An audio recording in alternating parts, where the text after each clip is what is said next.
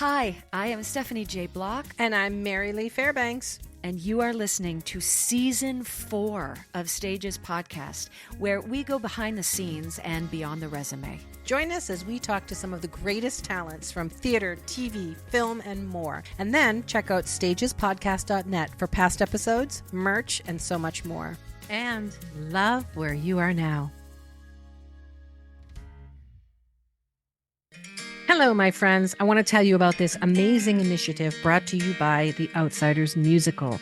It is called the Stay Gold Project. The Outsiders Musical, winner of the 2024 Tony Award for Best Musical, is committed to honoring young voices through the Stay Gold Project. It's an educational initiative inspired by this story that was written by a teenager about teenagers. With the lead grant from the legendary notebook maker Moleskine, this project includes free education resources, a youth ambassador council, and underwritten ticket access at no cost to young people. The Stay Gold Project is presented in partnership with the New York City Public Schools. If you'd like to learn more about the Stay Gold Project or to donate, go to outsidersmusical.com/stay-gold. That's outsidersmusical.com/stay-gold. My friend, stay gold. My friend, stay gold. Experience the magic of Disney this holiday season at the Museum of Broadway. Now through January 5th, explore the newest exhibit celebrating 30 years of Disney on Broadway. Get close up to dazzling costumes and props from all of your Broadway Disney favorites like Aladdin, The Lion King, Mary Poppins, and more. Fun and interactive, it's a front row seat and backstage pass all in one. It's perfect for the whole family. What are you waiting for? Grab your tickets at museumofbroadway.com and make the season bright. Processing time. Hello. Hello. My heart just grew when I saw your face. You know, I didn't get that song this morning. I did not get that. She doesn't receive that. I logged on to. I got. Oh, hi, it's you again. No song for me. But I'll take what I can get. How you guys doing today?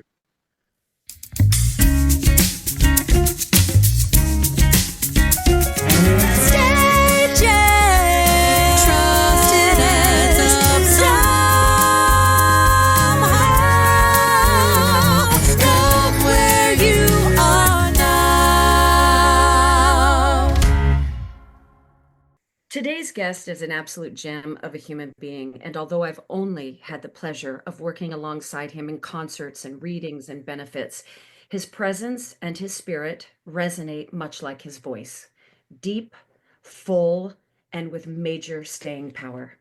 He can wow audiences by scatting, impersonating, tap dancing for a nonstop 7.5 minutes, as he did with his Tony Award-winning role of the Genie in Aladdin on Broadway, performing Friend Like Me. Or he can wow and surprise audiences with his sexy, cool swagger and his agile rap skills. Just a cis white woman saying agile rap skills. I love that. As Lafayette, Thomas Jefferson, and Hamilton. Or he can wow and bring us to tears by standing center stage and completely transforming himself into Louis Armstrong, leaving us all hopeful, wistful, and reminding us that we do indeed live in a wonderful world. And with these indelible portrayals, he, more importantly, will wow you as a person. He is silly. He's a bit of a nerd. He will keep a joke going for years, i.e. heat miser versus snow miser. He loves God. He loves his wife and family. He loves people, and he loves this art form. And selfishly, I hope one day to share the stage with him. Please welcome to Stages Podcast, Mr. James Monroe Iglehart. James Monroe Iglehart, come to stage, please. James, can we have you to stage? Oh my gosh. Hi, you. Hi. That intro was amazing. You're very special. You've That's, always been very special. And Thank I you. just am so appreciative because, you know, I know you in the sense that I have shared space with you, but Mhm. We haven't really worked together, but Yep. yesterday, knowing this interview was coming, I spent 4 hours with you online and interviews and watching you sing. And I really did go through the whole gamut of your comedy, your heart, your work ethic, your passion and dedication to your wife and your family. And I feel like the whole world needs to know not they know who you are, but just know about what makes you you, because the world needs many more yous, my friend. Thank you so much, Truly. Stephanie. Thank you. Yeah.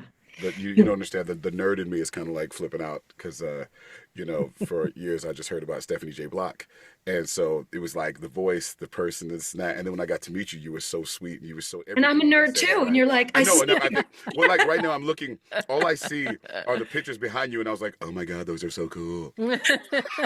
Like I wish I had. I'm in my studio. You can't see my nerdness in me. I am wearing a Muppet shirt, but my room is full of pops and video games, like literally right over here. Yeah.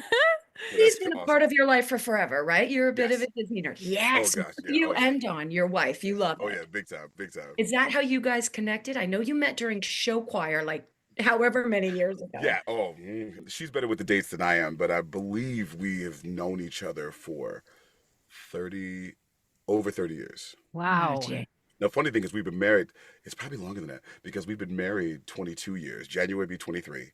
And I met her when I was 16 and she was 14. Yeah, 16, 14. Wow. We were just best friends. Like it was you try to make it sound as nice as possible, but the truth is she was like my wing person. So like I would go date a girl and then come back to her house and tell her all about it. Now little did I know that she was taking notes, like, oh, this girl did this, did that, did that. And I was Ah, like, oh, so she's a she was smart she was lady. she was definitely one up on me by the time we started dating. I was like, wait, how do you know this? You know all these things. You're checking off all the boxes. Well, Why? she's a scientist, so she studies. What She kind of check. a scientist is she? She's a biologist, and now she is a senior director of quality assurance at a biotech company called Illumina. Oh my God. Wow. Smarty Where is pants. that company in New York? That company is no, it's in San Diego Oh, and San the Diego. Foster City, California, and also in the UK. So Don flies between all three to Oh, take care of her team. It's really cool to come home and talk to someone who is not talking about the costume changes and the director and the producer and the people. Someone who looks at you and goes, "That's wonderful. I am so glad that you are having such a problem, but you realize that singing is not going to solve cancer. So let's just get real." And I'm like, you're right. She's like, no, your singing, builds up spirits and makes people feel better. But she goes, James, you have to look at the reality of it. I'm like, the fact that she yeah. brings the reality back to me always Yeah. makes me feel so Yeah. good.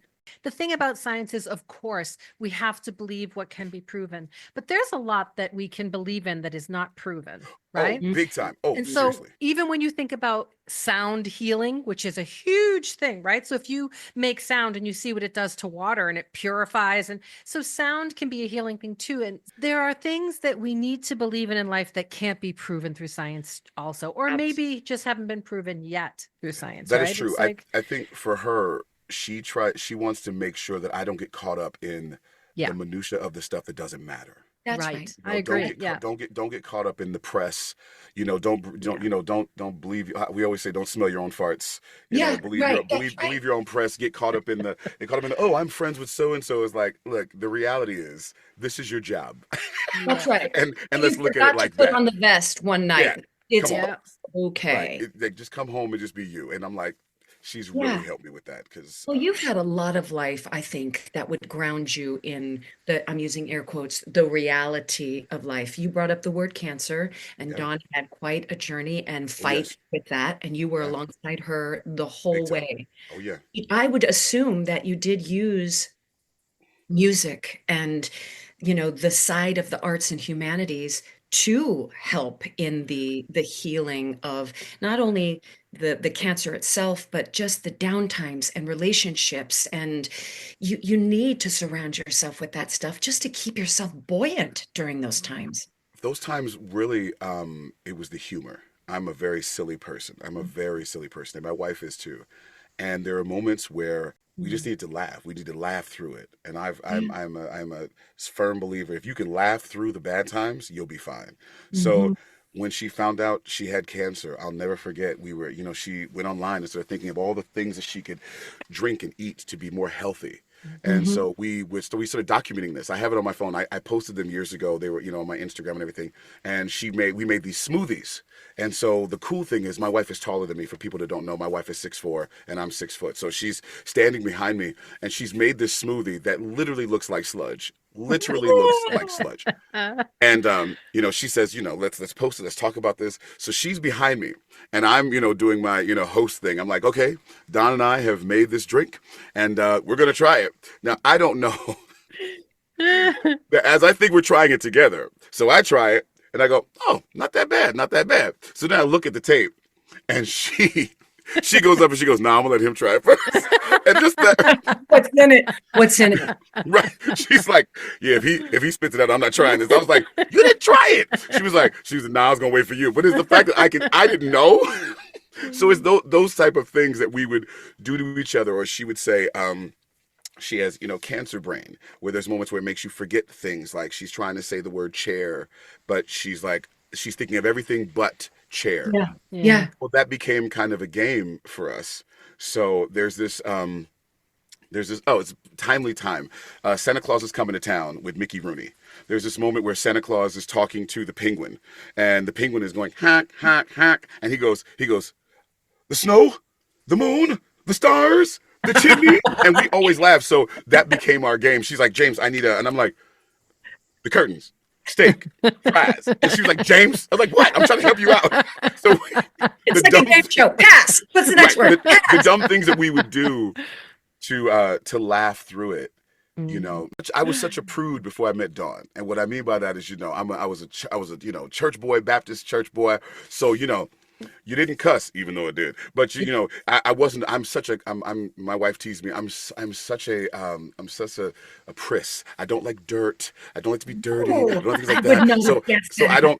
So I don't. We don't make poop jokes. We don't make fart jokes. We do now. It's funny. I'm 50. And we do now. But when at this early time, this is the time where she's like literally breaking the seal. Like she's been trying to since I was 16.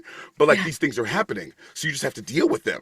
You have to look at those moments, especially in a relationship where you just got to be real with each other. And if you can laugh through it, if you can make those moments that seem so intense and so scary, but if you two can find that humor in these crazy times, because we saw people who were at the cancer center with her who were either alone or the relationships they were in, you could tell were a little tense. Those folks were having a really hard time. Dawn, one of the times she got chemo, all of Freestyle Love Supreme showed up. Oh, how my They all gosh. showed up. And we're in this, they put us in the tiniest room that day that everybody showed up. And Lynn couldn't show up, but Lynn called in on the phone. So all of us were in this tiny ass room and we're beatboxing and rapping to Dawn.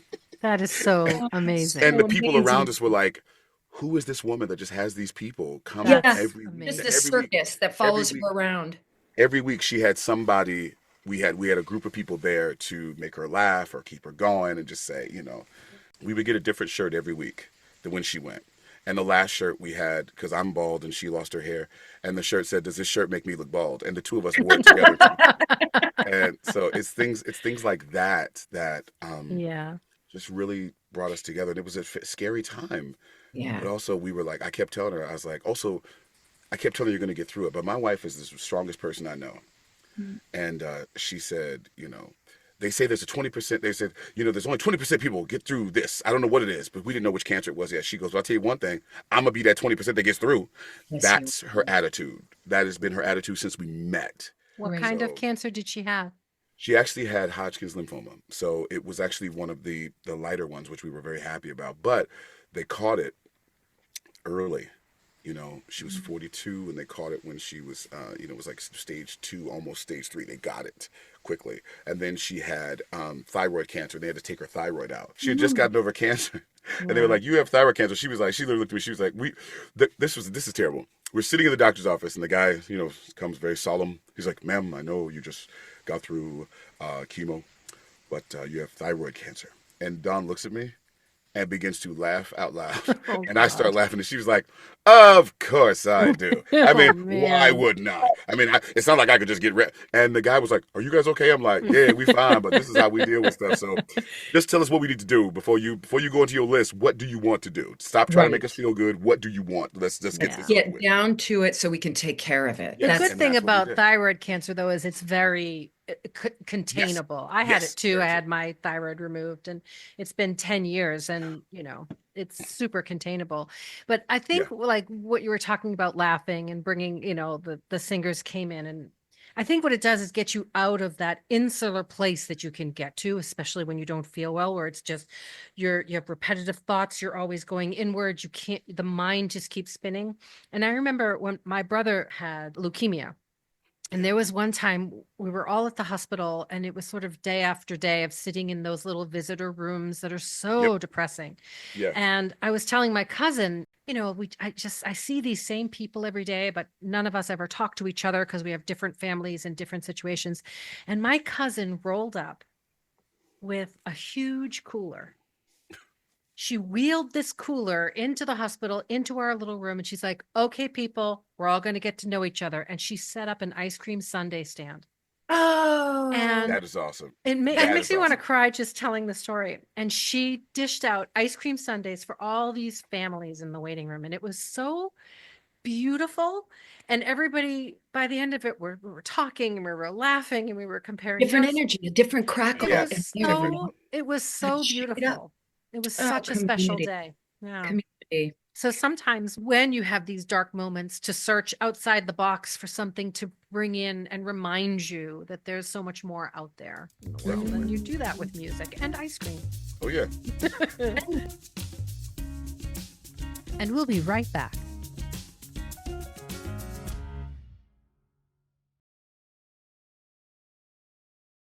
And the musical that you're doing right now, Wonderful World, is a perfect example of how music and that kind of energy can make the world a better place. I mean, it's what the world needs now, right? We are going through times, whether it's political or Yeah. spiritual warfare. However, there is an underbelly right now in our country that's very uneasy. Oh And yes.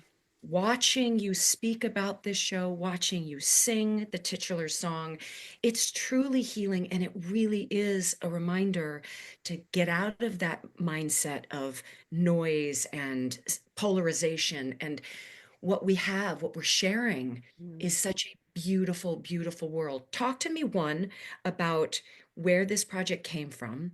Two, that you are one of the directors, which really like set me back, and I love hearing about that. And three, what the response is every night from your audience. So during the pandemic, I was like everybody else trying to figure out what to watch.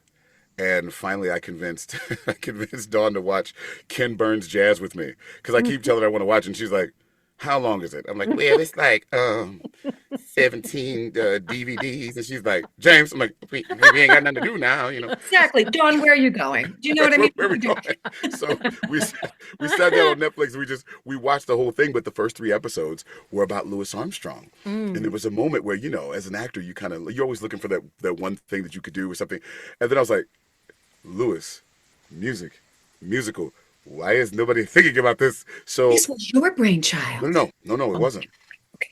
So I'm thinking this idea, and I call up my folks. I'm like, hey, is anybody doing that? And while they're, sometimes you ask your agent something, and they're like, yeah, yeah, I'll take care of it. I'll take care of it. And they'll take that sweet ass time, but that's a whole thing. Um, but I went online and noticed that someone in Miami, Florida, was doing a show called The Wonderful World, Mm. The Life and Loves of Louis Armstrong, and I happened to know a few people in the show. I was like, oh my gosh, I know these folks. And so I told my agent, I said, look, contact, the producers and tell them that I'd like to be a part of it in whatever fashion I could. Maybe I can, you know, be a creative producer or something because they already had a guy who was actually playing the role at the time. But secretly, I'm not gonna lie, I was like, I would love to do it. And so, during the pandemic, I'm like, trying to do his voice and see if I can do stuff and see if I can do what I heard it myself. And then once the pandemic was over, they called, and it was the first time I actually realized that I had a little bit of fame power. Power. They were like, James wants to do it. We should talk to him. And I was like, really? Well, okay, let's talk. So we spoke, talked. I talked to the director. I told him, I was very interested, and I had been studying a great deal about Louis since then. Once I knew that they were interested, I just threw myself into it. I can honestly say I have never studied or researched for anything as much as I have for this role in my entire career. Period. Nothing. Yeah. So, and then we end up doing a reading, and I had a great time. And the producers were like, we should definitely, do something with this. So they wanted to go out of town, and I was pushing them. I said, we have to do rewrites. We have to do rewrites. We have to do rewrites. They were like, no, no, those show's perfect. Show's perfect. I'm like, yes, it's perfect for Miami. We need to do some rewrites. And then once we went out of town, they realized once we got in front of a live audience, especially when we got to Chicago, because Chicago is, They're smart.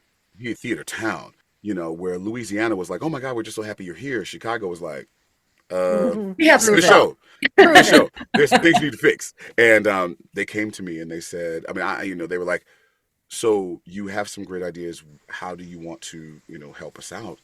And I was like, I got my degree in directing and I really would love to do that.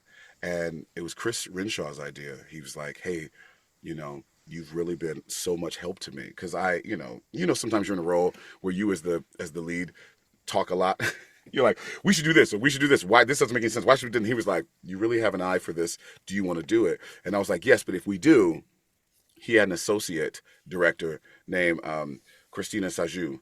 And I said, if you do that, you have to bump her up to co-director as well. She's not, this isn't the black woman, and she's been by your side the entire time, saying the same thing I've been saying. So you, as a British white director, need these two African Americans to help you navigate through this story. That's right. And he was Culturally, like, you have a whole different understanding. yes, The way completely. to tell the story. And he was very cool with that. He was like, you know what, you're right, and you guys have been helping me. And so he went to the producers and said, I'd like them to be with me. And he didn't have to do that. Chris did not have to do that. And he could have just said, no, I'm doing it my own way.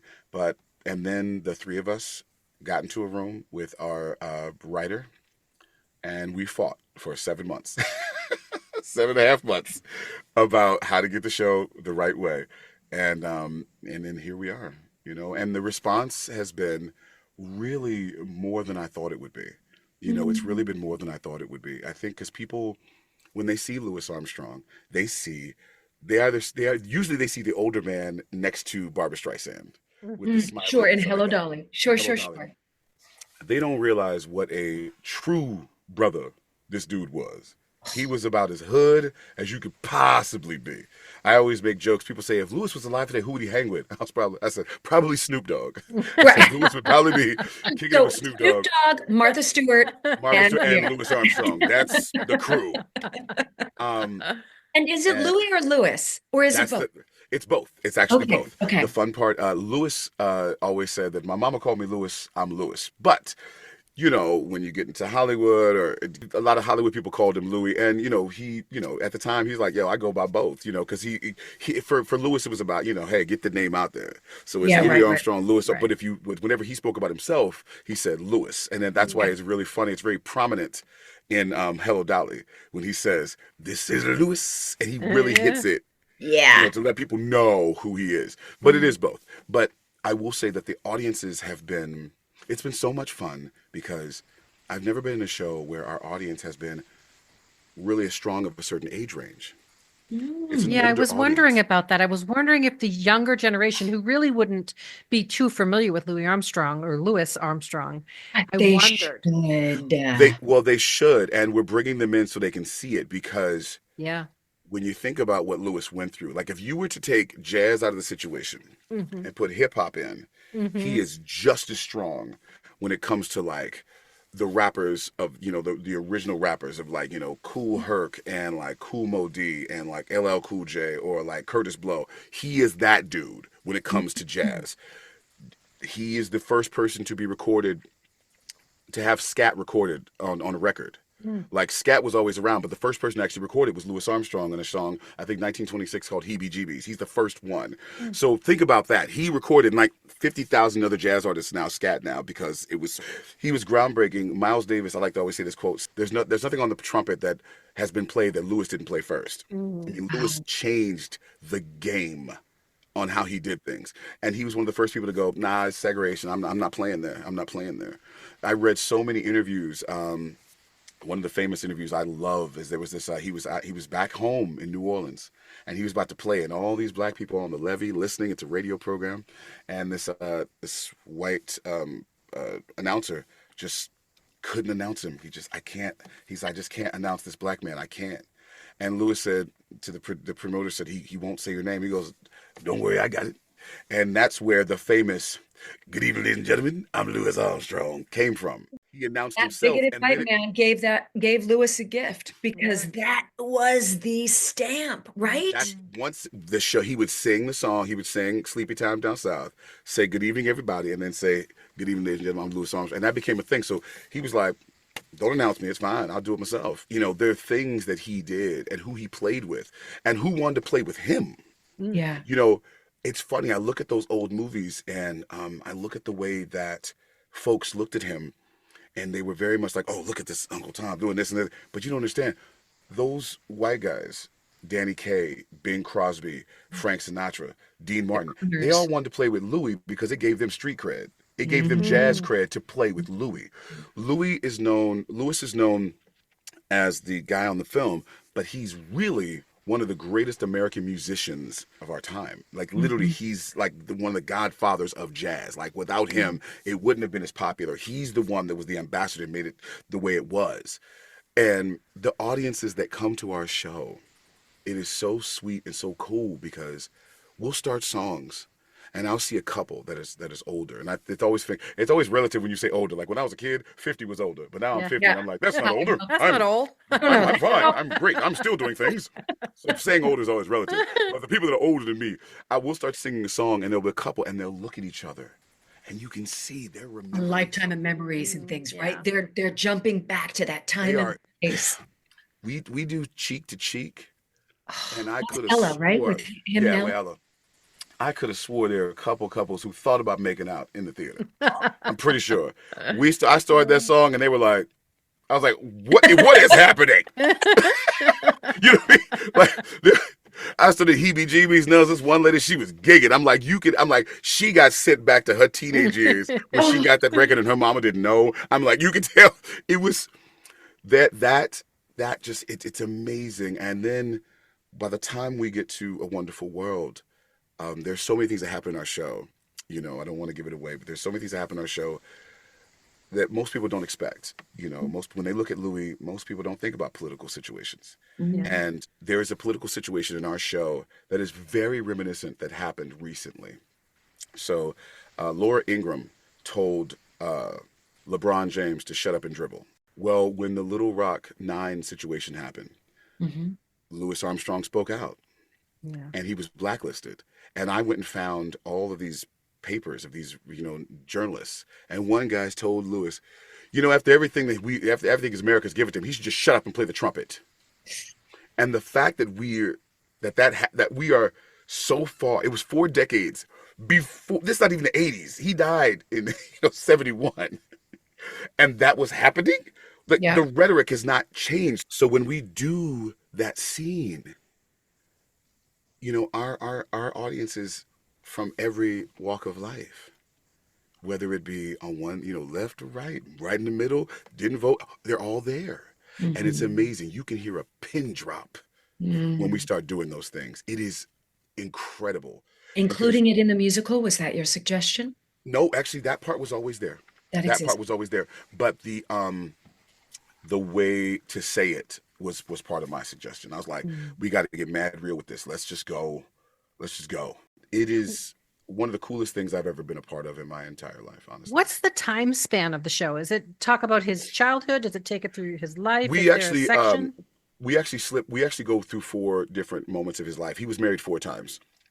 And so we go through like a quick moment when he was like 18, when he first got married, and then when he divorced her, and then he was in his early 20s when he went to Chicago and met Lil Hardin. Now there's a musical that can be written about her. Look up Lillian Hardin. I will. We'll link it in the episode as well. A wonderful black jazz artist. If she had been a man, she would be up there with Fats Waller and the rest of them. But because she was female, they kind of like buried her, and she's just starting to get her just desserts now. Oh, She wow. arranged mostly all the stuff from the Hot Five that and the Hot Seven that Lewis's did. Like Louis wrote songs, but this woman, without her, and without her, we wouldn't have a Louis Armstrong. She's the one that told Louis, stop playing second trumpet behind King Joe Oliver. You need to be the star. You need to be the one out there talking. You need to be the one playing. She got him the job that got him to be the Louis Armstrong. There's Without her, always a Wow. strong woman behind. There's she was always right that there. woman. She was like, don't you understand what you do? Nah, you need to be out there. So we do that, and then we go to his, his marriage of like, every man goes through a midlife crisis and decides to buy a Ferrari for some stupid ass reason. So that one wife is Alpha, and then he married.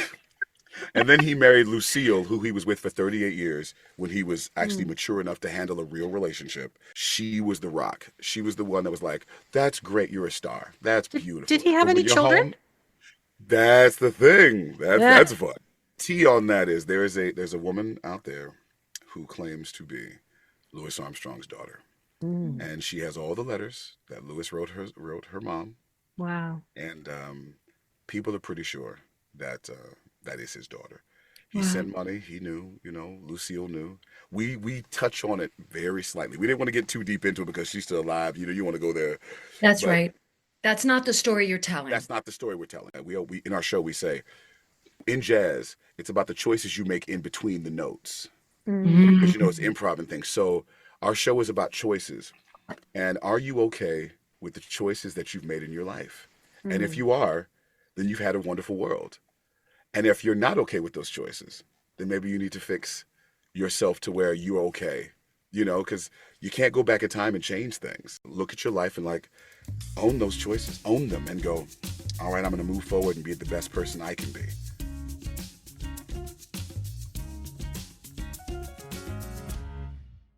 The technician in me has to ask, and I'm sure you've been asked so many times, talk to me about vocal health. Yeah. Because the quality of Lewis's voice, Yes. I would like to say is singular, but you are doing it like it gives me chills. And then the vocalist in me goes, I'm so Yeah. excited by this. However, Right. which doctor is he seeing and what glycerin spray is he using? Yeah. And all the So things.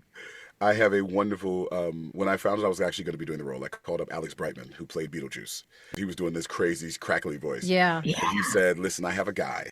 His name is Derek Rosenblatt. He's a wonderful vocal coach, and he's in the city. And Derek and I started working together to what he calls doing the healthiest version of something unhealthy we could possibly do. And then I see my ENT twice a month. Yeah, Have no, you but seen a lot of changes in your vocal cords though since you started this? No, the fun part is she's always said that I've had pretty strong chords, but with the exception of moments like this, I shut it down. It you really do. is about doing the show, Yeah. coming home and shutting up. Yeah. Like the cast have gone out a couple times, and I say, guys, I love you, but I can't. Yeah. Because I know me. I talk too much and I talk too loud and I tell stories. I'm one of those actors who like hold court, like let around, let's talk about crap forever, one of those type of dudes. And I know, you got to be self-aware. And Yeah. I'm like, with this role, I It can't do that. costs. Like Yeah. right now, I'm tired only because I also do voiceovers, so I had to do a bunch of them because I was sick about 2 weeks ago. So I had like a bunch of stuff I had to do this week, and so we'll do the show tonight. And then I was smart enough. Oh, finally in my career, I was smart enough to say I can do 6 shows a week. I can't do 8. I can't do 8. Great. Yeah. To So protect that voice. so we have I have an alternate and not an understudy, not a standby. I have a wonderful alternate, and he's one of the best performers in New York City. His name is James T. Lane. He's the only, Wow. and this brother is ridiculously talented. Yeah. So he steps in Wednesday nights and Thursday afternoons, and I do Thursday to Monday. I think our listeners do need to understand what James is saying is when we say yes to a role, especially a role of this magnitude, you really are saying yes to a complete lifestyle change. So I think the misconception is, you audition, you rehearse, and then you're showing up at the theater at 7:30 and we just do it 8 times a week. And I am Yeah. saying just as I'm being facetious because you really do change everything. You use a dry erase board to talk to your loved ones. You have to constantly say, please honor where I am right now. I can't go out. New Year's Eve, oh, that sounds fun. Have a great time. Right. In Yeah. those, that's all incorporated when we negotiate a contract. When we say yes to this, you're not just paying us to sing the 10 songs during the course of a show. You're paying us truly to alter our life for almost a year's time. And And especially now with COVID and all of the other because, things. So now you have to go out and be in the public, and people yes, are waiting for you at stage door, and you're trying to decline politely and not sit too close during Yeah. pictures, and there's a yes, lot expected of performers, but it's even more as you pass into your 50s.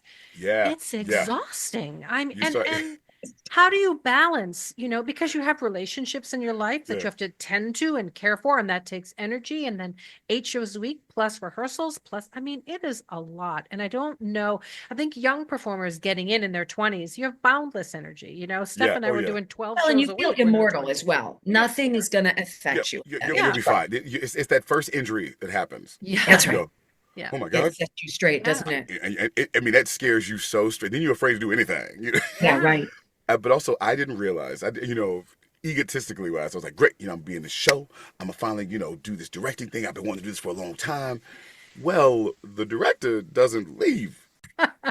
So I'm at every meeting, then I'm in rehearsals. Then during the break, we're in there talking about the script.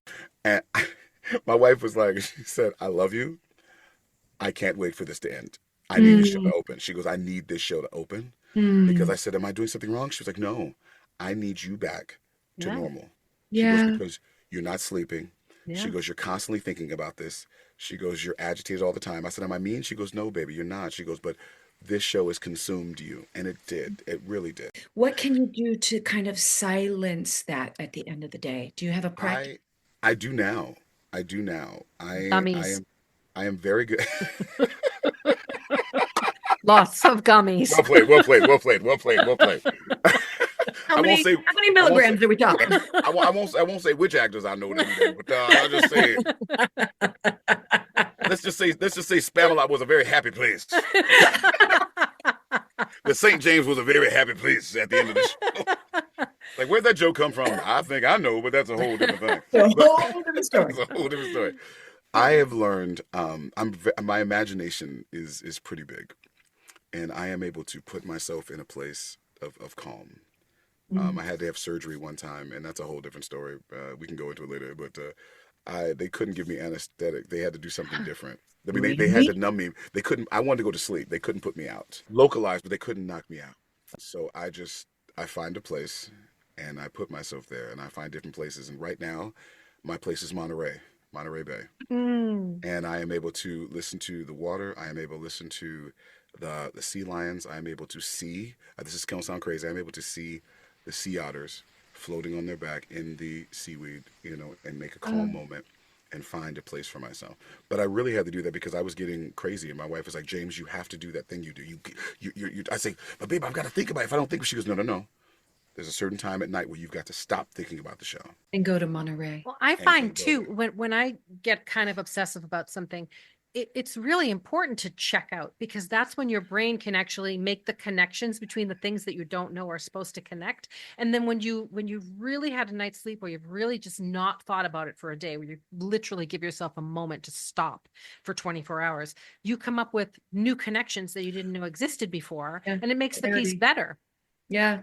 This show let me know how much anxiety I really had. And I Mm. think that there's a moment that people see us on Broadway and they just assume that everything is fine, that you're okay. And I'm a pretty confident guy, and I'm jovial and always joking. And people do, and that's because I don't bring it to work. Mm-hmm. Yeah. But the thing about it is, I won't get emotional, but But we're still people. You're a but that's the person. thing. And my wife, who has known me since I was 16, she's seen this side of me since I was a teenager. Mm. And the need to create or do something that will be I had to change my focus, because it was like, I have to do this because I'll be remembered and this and that, and we have to create and blah blah. And she was like, babe, why are you doing this? Why are you doing this? Because it seemed like you had one goal when you started, and then the goal changed. So what is the reason that you're doing this? And And that I has to had be to. clear. And how fortunate you are to have someone in your life who She's brings you back the there, yeah. right? Yeah. That's really important. And so once I figured it out and realized that this is a job, and to take it like a job, and treat it like one. Be creative, be happy, but don't think about the other stuff that could possibly happen. Just think about the goal. What is the goal? The goal is to build the best show possible. Mhm. And for the first time in my entire career, I didn't care about reviews. I Mhm. didn't care about what people thought. I just wanted to make the best show that I was proud of. Am I proud of this show? Am I proud to put this out? And if I am, whatever happens, happens. I can't control what people say. I can't control what people think. And that's when I was able to like rest my mind and go to sleep. Mhm. And it was a very eye-opening experience because I didn't realize that those anxieties from my teenage years were still with me, Mm. were Yes. still haunting me. You know, those kids who were bothering me about how come you singing that white music? How come you doing show choir? How come you doing this? How come you do that? That all Comes was back. still there, still Yeah. there. You know, and I had to pray about it. I was like, Lord, have I been holding these bags for this long? Mhm. Have I been holding these bullies with me? Are and then sometimes you realize that the voices that are saying these negative things aren't these other people. They're you. So you're Yeah. saying all the negative things to yourself that other people will say before they say it. That's Yeah. right. Yep. And Yep. if And it's if you I saying it, how the hell do you stop it? Right. You am know? I allowed to piggyback on that though? Yeah, And I'm please. taking some liberties. We belong to a very um, elite club where artists that have played living legends, true living legends. It Yes. is a different walk. It is a different way to approach the piece, the part. It is a different way to walk out on stage and say, okay, what am I up against? Because there's already legions of fans that love Louis Armstrong, that love Cher or Liza Yes. Mhm. Minnelli. And Yes. so when you try to embody that person, you're not stepping on stage as James or Stephanie. This is what I came to terms with. I am comfortable enough with Stephanie to now put on the cloak of an entirely other human being that is well renowned and well loved. And I'm going to walk on stage and tell this story. And I have to believe that this audience is going to go on that journey with me. Mhm. Yeah. And it's a fine line, everybody, between hubris and humility in taking on a role like that, Mhm. because you come at it with such anxiety and such what if, how can I? But at the same time, we have said yes to becoming an artist. And when a piece moves us in such a way, and you say, I think I am the vessel to tell this story.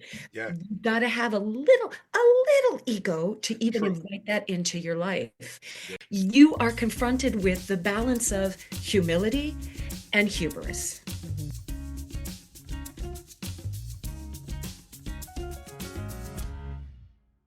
I want to go back, James, because I mentioned that you were named after your dad. You had mentioned that you were a bit of a pristine, or in your own words, a priss. So, when you were growing up, what did that look like? Were you allowed to enjoy the comedy and be this silly person that we know and love, or was it much more of a strict upbringing? No, my family is extremely silly, They are. very silly, just Okay. ridiculous. My mom is a singer. There's not a Sunday where she's not at church, and my dad was an actor for a long time. And actually, I'm not a junior. My father's James Luther Iglehart, and I'm James Monroe Iglehart. So Ah, I'm named forgive after my. him to a certain extent, but Okay. dad is James Luther. But my father was in films in the '70s Mm. for a while. So there's a really crazy cult classic called Beyond the Valley of the Dolls, which is a Sure. terrible film. I know Valley Written, of the Dolls. Is this a sequel? it was supposed to be, but his show is not. It was written by Roger Ebert. It was his only script. It's Roger terrible. Ebert, you're It kidding. is Oh my it is God. such a campy, campy, campy movie. But my dad plays the boxer in there, and I tease him because there's this moment where he's yelling at this guy, and I was like, I'm having flashbacks of you yelling at me as a child when you do that. Um, so we had entertainment in the house, um, and my aunt was a dancer.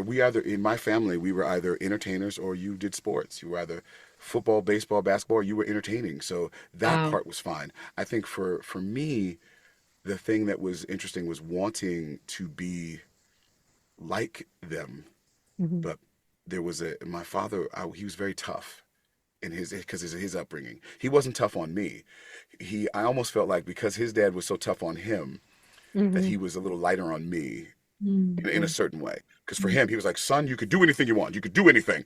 And Yeah. I wish he'd have been a little bit more realistic. I was like, you can fly. I was like, actually, I can't. I have no feathers. But I mean, Well, look, if you're named after a president, the foundation is already set. You better yeah, do something with your life. do You know what I something, mean? Yeah. But no, my family was very supportive of this. They were and next they were very realistic about it. I remember my first audition. I came home crying. I didn't get it. And my mama told me, she said, "Look, if you don't have the skin to do this, you shouldn't do it. Okay? Yeah. Because you're gonna hear no more than you hear yes. So what are you gonna do?" Mhm. And I was like, "Oh, well, it's like that." So And did my your parents. is your dad still alive? Oh yeah. Oh yeah. Oh, Oh yeah. okay. So, because you said was, so I thought maybe he No, had no, no. passed. So they're all alive to see your success and Oh how yeah, you've carried it to they the came to next see level. Aladdin and Hamilton, and Mama's coming up next week to see the show. That's so So great. One of my early trips, when my boy was little, I used to bring him into New York all the time because I wanted more than anything in the whole world to raise a chorus boy. And I brought him to everything. And Aladdin was the second show he ever saw on Broadway, and you were in it. And he loved you. It was so much fun. And it was so fun to sit with a little one and just listen to the giggle and watch them laugh. And what a joy, thank that you. you got to share with so many kids, and just open up their imagination and make them so excited about and fall in love with theater. So thank And you for that. that's one of my please. It's my pleasure. That's one of my favorite things to do. Yeah, because when I was a kid, my parents took me to theater all the time. I was Yeah. shocked when my friends at school didn't go to musicals. I was like, "What? You didn't go? You didn't go? I was at the Wiz last night. You didn't go?" Things like that. So my parents were very into it, and so Yeah. this is all I've ever wanted to do. Yeah. Honestly, this is all I've ever was to do this business, was to be a part of it. Yeah. I now understand what it is, but The one last question that I kind of want to delve into is that I read that you're writing for Marvel Comics, or you had the opportunity to do that. How did that yes. enter your life? And tell us about that experience. So I'm a big comic book nerd, and so we were doing Hamilton, and it was a Halloween night, and they had $10 tickets. I don't know if they still do it, but for like 3 Halloweens they had $10 tickets, and one of the guys who showed up was a writer named Dan Slott. Dan Okay. Slott is the real creator of the Spider-Verse. So if there's the movie that come out, the Spider-Verse, well, in the comic book, the actual Spider-Verse was created by this man. He came to the show. And I'm telling him, "Oh my God, it's you. Thank you." I said, "I've always wanted to write a comic." And he was like, "You should. You really should." So he hooked me up with some of the guys at Marvel. And they had this great book called Marvel Voices, where they were highlighting people of color. And when I went to the guys, they said, "We have an idea, and we wanted to know, would you want to write?" I thought they were going to just, give me some random character. And they said, "Would you want to write a Spider-Man story?" And I was like, "Excuse me? What?" And they were like, "We I'm want to, sorry. I want to think I see what just passed out for a second. Could you say that I again? was I'll never forget, because every time I pass by Cosmic Diner, it's a place for me, because we were in Cosmic Diner on 52nd and 8th. We were talking about it. And I said, "Sure." Just my ego went, "Yeah, yeah, I can do that." And then you actually had to do I was it. like, "How the hell am I going to do that?" And so I wrote this story, and I thought they were going to hate it, and they really loved it. I took my love of comic books and my love of professional wrestling, because in the original Spider-Man comic, when Spider-Man first gets his powers, he goes to this wrestling ring to test them out, and there's this guy named Ah. Crusher. And so I made this timeline where what happens if Crusher actually had powers, came back, blah, blah, blah, this magic stuff. And then I got asked to write for Marvel 1000, which was 80 writers, 80 artists, and you only get one panel.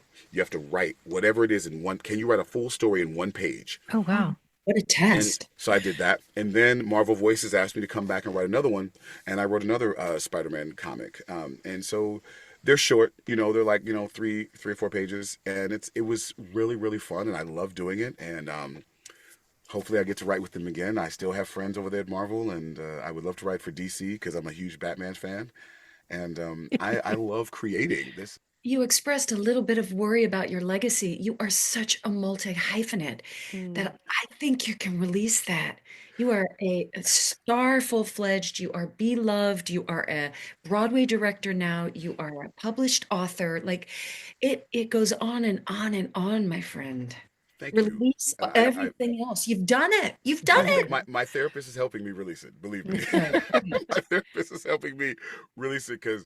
And I want to say this out loud. I want to say this out loud. I think because people think that, actors that do what we do just have it all together, and you see what everybody else. We see what everybody else does, and you're always looking at them.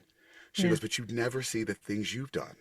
She goes, you never see the accomplishments you've had. Yeah. She goes, what would 17-year-old James say if he saw you? Yeah. And I kind of teared up because I was like, oh. Why is that so hard for us to do? To look at the things that we it's almost like you're ashamed to hold pride. But Yeah, I think that is something that a lot of creative people struggle with. well, we also talk about spirituality. And Yeah. when you're raised in the church,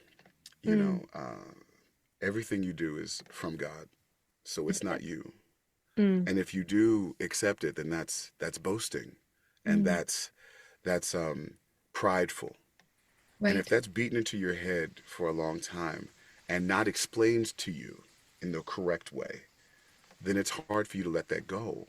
You're Right. still trying to find something that belongs to you. It but is everything from you have- God, but but it it's is, your it is. voice. But it's But- your voice. It's your but if you're individual but if you're taught essence. if you're taught a certain way, Yeah. then you don't. It's hard for you to embrace that it is To your own it. voice. But I know I've said I have this now gotten before. old enough to know that I can embrace it and say, You no, can. that's mine. Yeah. And that was Because a gift here's from the God. gift That's that mine. God gave us. God doesn't allow us to see ourselves. He only allows us to see others. But here's the whole my walk through life and my spirituality. They are me. I am them. Yeah. Look at you, James, and I revel in you and all that you are. And I can't believe this man exists and the joy that he brings. And then I have to find a little pocket in myself to say, and how lucky am I that I am that too? Yeah. And That's what so it is. that is the That's gift, what it is. That's right? what it is. We Yeah. created mirrors. We created all the things that allow us to look at ourselves. But Yes. I'm not sure if that's by God's design. I don't think we're meant to really. Now, this industry, that's a whole other podcast, but this Right. industry Yeah. Of course. forces us to do that. But if we walk around and go, wow, look at what Lin-Manuel is doing. Well, guess what? You are a sliver of that genius. Yes. You are Yeah. him. He is you. And that is the beauty and why we create and why we want you all to see yourselves in what we do, because it's the reciprocity, guys. That's the gift. That is the That is very true. God-given gift. We will be right back with the 5 questions after a word from our sponsors.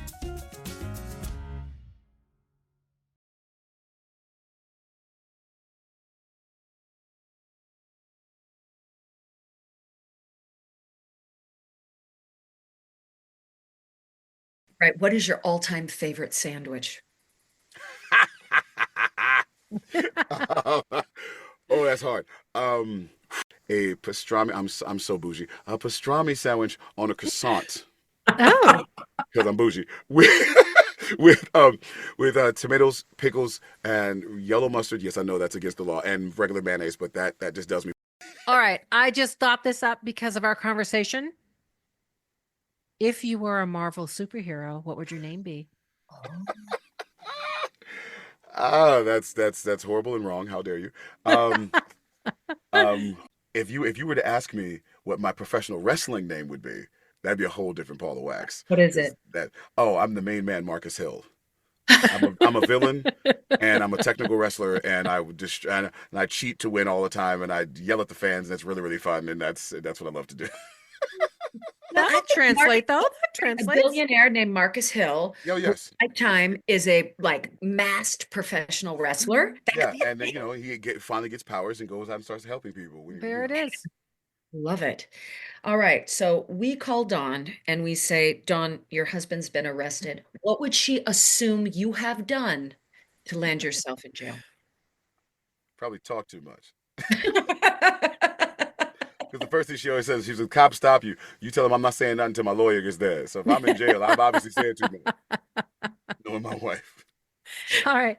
Tell me something about yourself that most people don't know or that you wish people knew. That I'm not as people as they think I am. Oh, I a actually little more like being alone. introverted. I like being at home being real chill. And I'm Mm. also more into I'm kind of a, more of a I am a nerd, but I really like animal nature shows.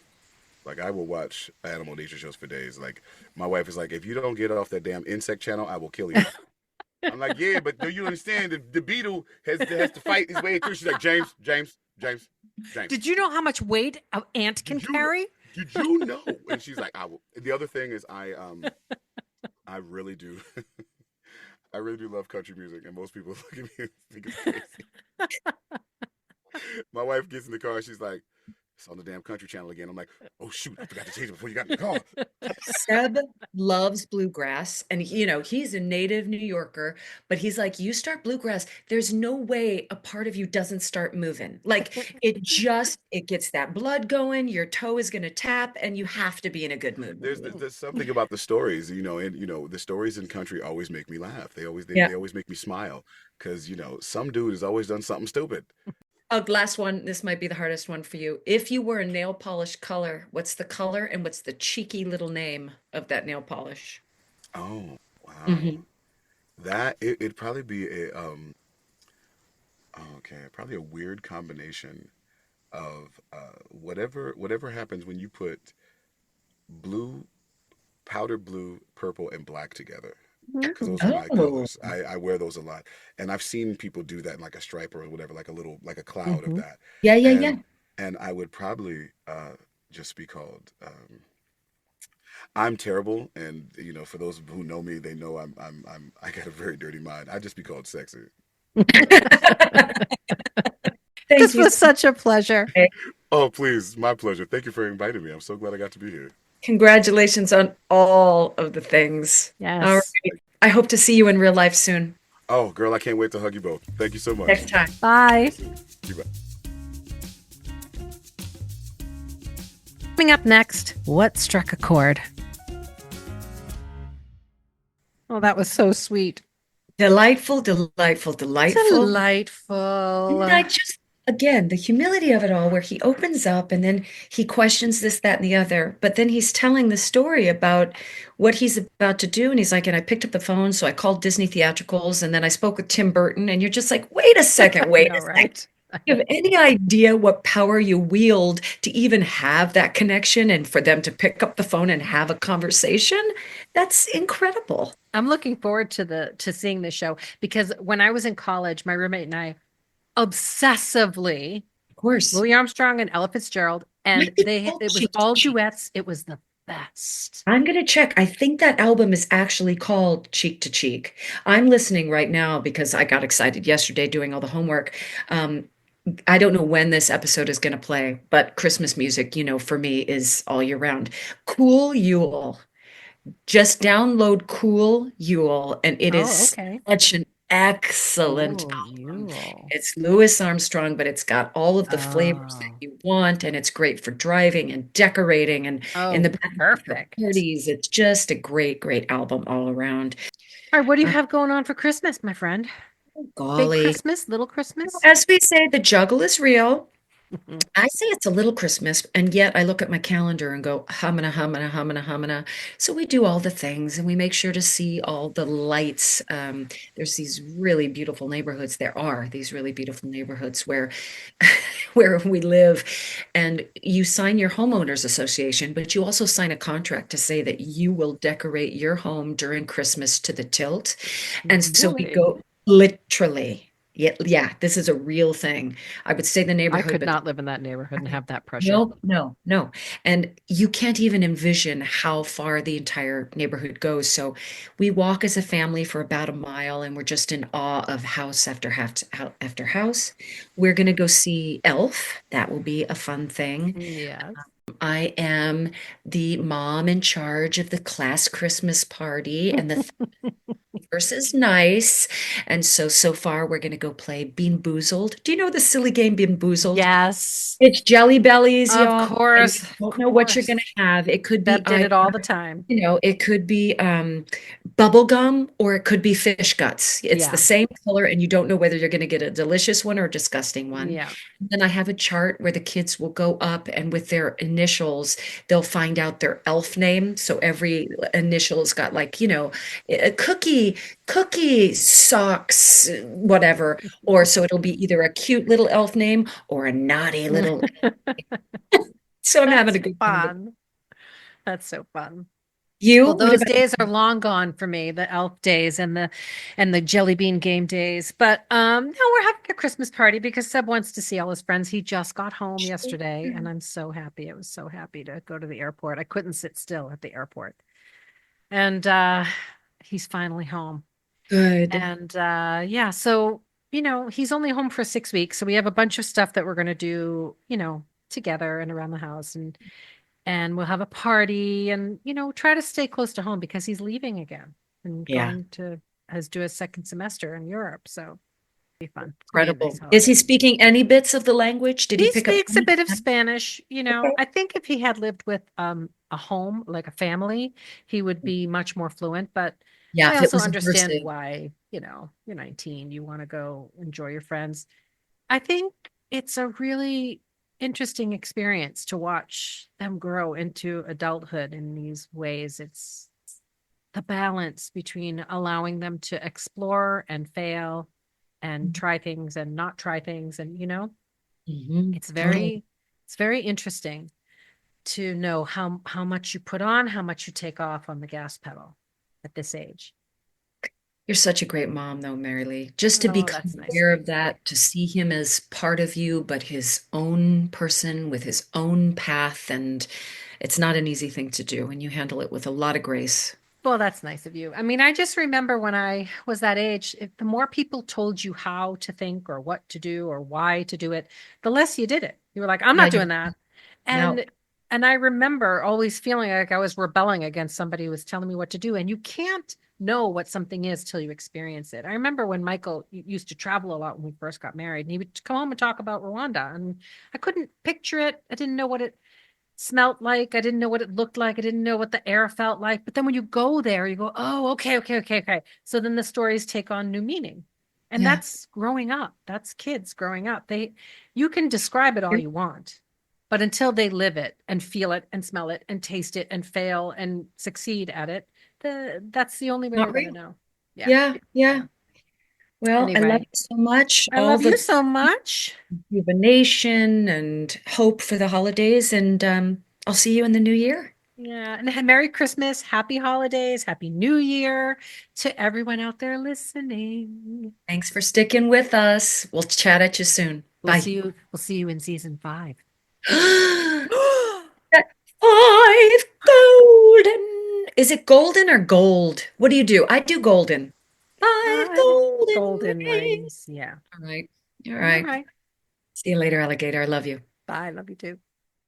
Stages podcast is produced by Mary Lee Fairbanks and Stephanie J. Block. You can find us wherever you listen to your podcasts. Join us on social media pages or sign up for the mailing list at stagespodcast.net. That is also where you will find Stages swag. If you enjoyed this podcast, please share and rate and review the show. It really helps us grow. Big thank you to Noah Kaiserman and Garrett Healy for the original music, and Allison Arns, who has been with us since day one. See you soon.